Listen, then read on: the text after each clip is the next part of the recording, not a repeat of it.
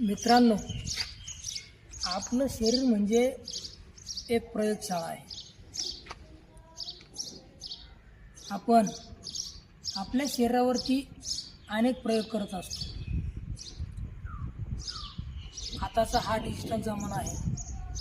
T व्हीवरती, मोबाईलवरती यावरती विविध अशा आरोग्यविषयक सल्ला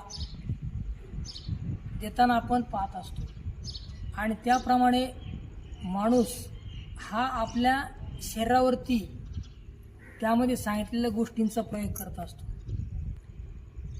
सौंदर्याच्या गोष्टी म्हणू नका, पोटाच्या म्हणू नका, आपल्या केसांच्या म्हणू नका, आपल्या आरोग्याविषयी ज्या ज्या गोष्टी या मोबाईलमध्ये टी व्हीवरती येत असतात त्या सगळ्या गोष्टींचा माणूस हा आपल्या शरीरावरती प्रयोग करत असतो.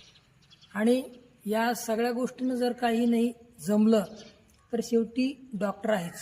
तो तर आपल्याला हमखास आपल्या शरीरावरती काही ना काही प्रयोग करण्यासाठी तो गोळ्या देणार, सिरप देणार आणि या सगळ्या गोष्टीमधून आपण आपल्या शरीराला वेगवेगळ्या प्रकारच्या व्याधींनी ग्रस्त करत असतो.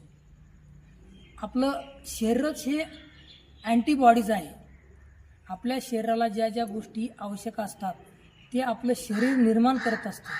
परंतु आपण या भेसळयुक्त जमान्यामध्ये आपल्या शरीराचं योग्य पोषण होत नसल्यामुळं या सगळ्या गोष्टी आपल्या शरीरावरती हानिकारक असं काम करत असतात.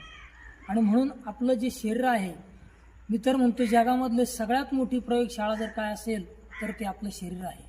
मित्रांनो, प्रत्येक ठिकाणी आपण आपल्या शरीरावरती काही ना काही प्रयोग करत असतो आणि त्याचा परिणाम आपल्या स्वतःला भोगावा लागतो. म्हणून मित्रांनो, आपल्या शरीरावरती आपण प्रयोग करू नका, कारण आपलं शरीर हे अनमोल आहे. ते जर आपण जपलं नाही तर निश्चितच त्याची आपल्याला हानी पोहोचणार आहे. आपल्याला काय पचतं, आपल्याला काय योग्य आहे, आपल्या शरीरासाठी कोणते घटक आवश्यक आहेत हे आपल्याला आपलं शरीर सांगत असतं. परंतु ते आपण न ऐकता कोणीतरी आपल्या मोबाईलवरती रील्स बनवून त्या आपल्याला टाकतं आणि त्याप्रमाणे आपण ते करत असतो.